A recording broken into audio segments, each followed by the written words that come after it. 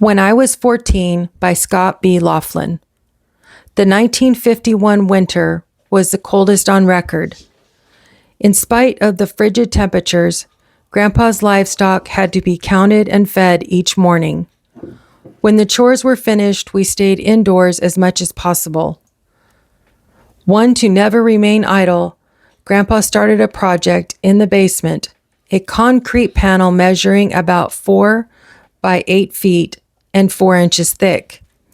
In the center, he created a large rectangle that he worked into a glossy finish using pure cement.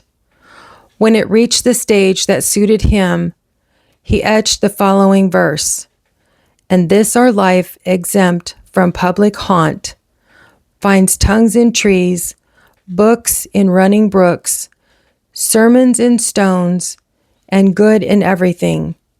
I could not change it." Shakespeare. When spring arrived, I helped him move his project from the basement and set it adjacent to the front gate, where it became the centerpiece of his white picket fence that encircled the front yard. Unfortunately, at age 14, I doubted Shakespeare could share anything of interest with me, so I didn't ask the meaning of those words. A few months after high school, I enlisted in the Air Force. During my second hitch, I married Barbara Fennell. Together, we raised a family. After the kids were grown, Barb and I returned to Tanglewood for a second look at Grandpa's project. The house had burned. Only the basement walls remained.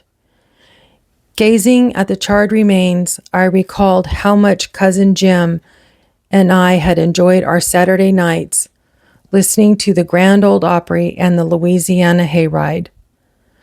The memory was so vivid that I could have mistaken the wind in the oaks and cedars for the sounds of Webb Pierce and Chet Atkins. A dozen yards beyond the front steps, a few Hereford cattle grazed. In their midst stood Grandpa's project.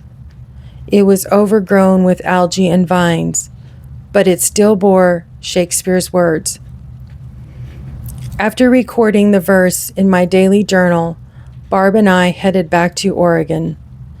In my circle of friends, no one knew the source of those words.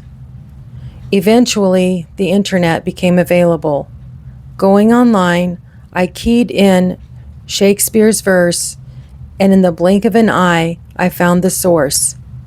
As You Like It, Act 2, Scene 2. The mystery was solved. Grandma was the poet, and Grandpa was the artist.